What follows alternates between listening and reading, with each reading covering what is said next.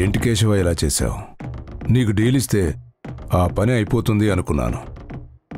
నేను అనవసరంగా నీ కెపాసిటీ గురించి ఎక్కువ అంచనా వేశాను అనుకుంటా.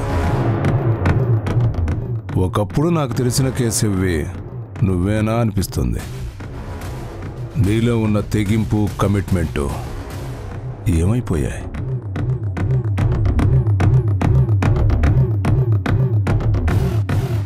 నాకిచ్చిన పని చిన్నదైతే అది మీరే చేయొచ్చు కదా జగపతి గారు.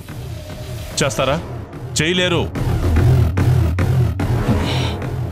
పని చేసేవాడికి తెలుస్తుంది అందులో ఎంత కష్టం ఉంటుందో, ఎన్ని ప్రాబ్లమ్స్ ఉంటాయో అని. నా ప్లాన్స్ నేను వేస్తూనే ఉన్నాను. ఆ శ్రీవల్లిని బలవంతంగా తీసుకెళ్లగలం, కానీ విగ్రహం తీయించలేం కదా. ఒకవైపు ఆ ముసలోడు కోదండ రామయ్య, ఇంకోవైపు సీతమ్మ, మా ఫ్యామిలీ మెంబర్స్ అందరూ కళ్ళు కప్పి ఎవ్వరికి తెలియకుండా శ్రీవల్లిని ఒప్పించి తీసుకెళ్లి విగ్రహం తీయించాలి. మీరేమో మాటికి నాకు ఫోన్ చేసి నన్ను తొందర పెడుతున్నారు. అక్కడ నేను తొందర పడితే నా మీద ఎవరికి డౌట్ వస్తుందోనని నా టెన్షన్. మీ ప్రెజర్ తట్టుకోలేకపోతున్నాను. కేశవా, వర్షం రావాలని కోరుకునేవాడు తన మీద పడే బురదను కూడా భరించాలి. ఏంటి అర్థం కాలేదా? తాగు, మళ్ళీ చెప్తాను విను. అది కాకుండా ఇంకో ఎగ్జాంపుల్ చెప్పండి. వజ్రంలా మెరుస్తూ కనపడాలంటే సాన పెట్టేటప్పుడు కలిగే ఒత్తిడిని తట్టుకోగలగాలి. మీ ముతక సామెతలు పక్కన పెట్టి ఏం చెప్పాలనుకుంటున్నారో డైరెక్ట్గా చెప్పండి. కష్టం లేకుండా, టెన్షన్ పడకుండా ఏది జరగదు కేశవ. ఏ బిజినెస్లో అయినా రిస్క్ ఉంటుంది. రిస్క్ చేసి గెలిస్తేనే తర్వాత లైఫ్ బాగుంటుంది. ఇదే జీవిత సత్యం. అది తెలుసుకో. ఇవన్నీ నాకు తెలుసండి, కానీ పరిస్థితి నాకు అనుకూలంగా లేదు. శ్రీవల్లిని ఆల్రెడీ ఎమోషనల్ బ్లాక్మెయిల్ చేశాను. తనకి డోస్ సరిపోయినట్లేదు.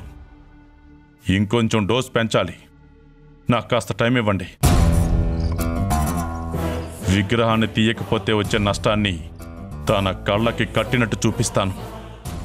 తన చేత విగ్రహం ఎలా అయినా తీయించి తీరుతాను. నన్ను నమ్మండి.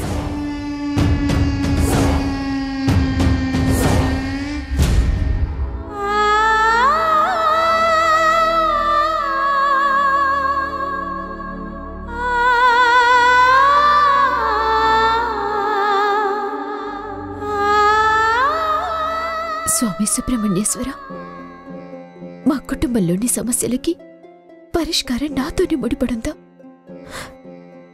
నేను ప్రాణత్యాగం చేయాలా? ఇతని నిర్ణయం. నేను ఆత్మత్యాగం చేస్తేనే నీ కోపం తగ్గుతుందా? అప్పుడే మా ఫ్యామిలీకి ఉన్న శాప విమోచన కలుగుతుందా? మరి విషయం నాకు ముందే ఎందుకు తెలియజేయలేదు స్వామి? తెలిస్తే ఈ పాటికి ఎప్పుడూ సంతోషంగా నిన్న ప్రాణాలు వదిలేసేదాన్ని కదా. 23 ఏళ్ల క్రితం జరిగిన సంఘటనకి నాకు అసలు సంబంధమే లేదు. ఆ సమయంలో నేను అమ్మ కడుపులో ఉన్నాను. అప్పుడు నా ప్రాణాలను తీసుకుని ఉండొచ్చు కదా. ఎందుకు నన్ను భూమి మీదకి తీసుకొచ్చావు?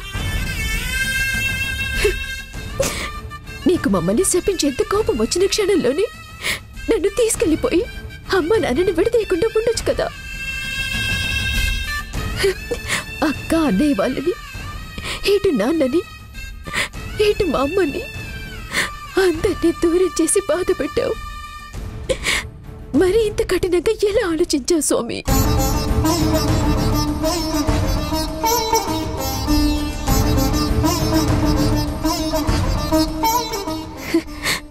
ఈ చిన్న జీవితానికి ఎన్నో ఆశలు పెట్టి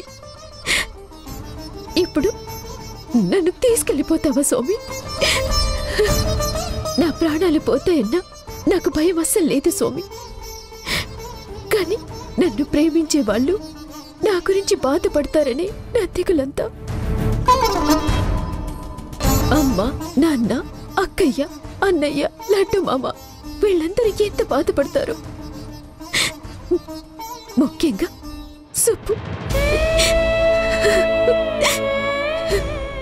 నేనంటే ప్రాణ స్వామి. నేను లేనంటే తను భరించలేడు. నన్ను పెళ్లి చేసుకుంటే తనకొక కొత్త ఫ్యామిలీ వస్తుందని, తనకి అనాథని కాదు అని ఎంతో సంతోషపడ్డాడు. కానీ ఈ పెళ్లి జరగదు. నేనసలు ఈ లోకాన్ని వదిలి వెళ్ళిపోతానని తెలిస్తే సుబ్బు ఏమైపోతాడు?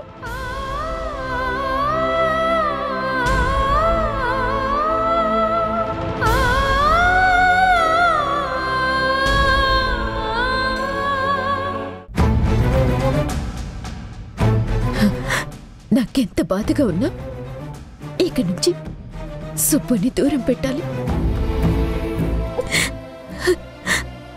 స్వామి, నేను ప్రాణత్యాగానికి సిద్ధంగానే ఉన్నాను.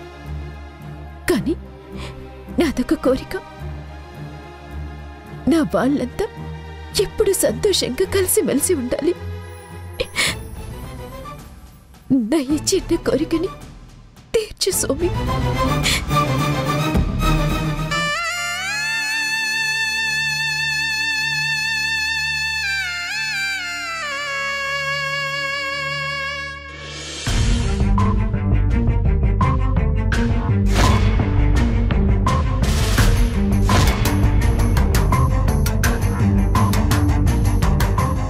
నాన్న, ఎక్కడికి తీసుకొచ్చారు? ఇది పరమానంద స్వామీజీ గారి ఆశ్రమం అమ్మా. ఆయన చాలా మహిమ గలవారు. మరి మనం ఇప్పుడు ఇక్కడికి ఎందుకు వచ్చాం నాన్న? మన కుటుంబం గురించి, దేవుడు మనకు వేసిన శిక్ష గురించి ఆయనకంతా తెలుసమ్మా. పరిష్కార మార్గం ఏమైనా చెప్తారేమోనని అడగడానికి వచ్చాను. స్వామీజీ చాలా మహిమగలవారని నాన్న అంటున్నారు.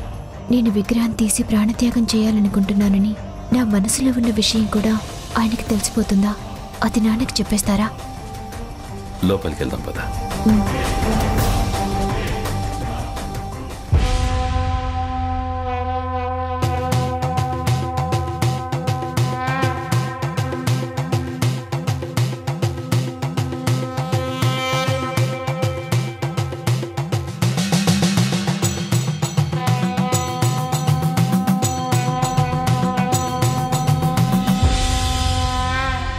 గురువుగారు నమస్కారం.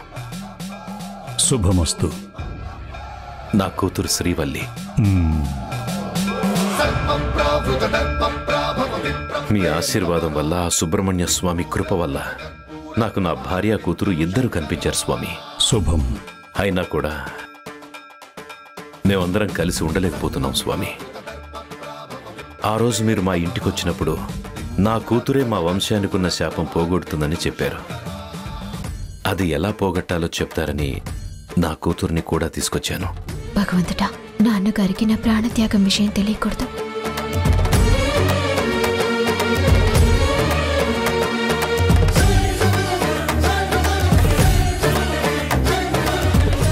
అమ్మా, నువ్వు కాస్త బయటికి వెళ్ళి నిలబడు. బయటికి వెళ్ళమ్మా.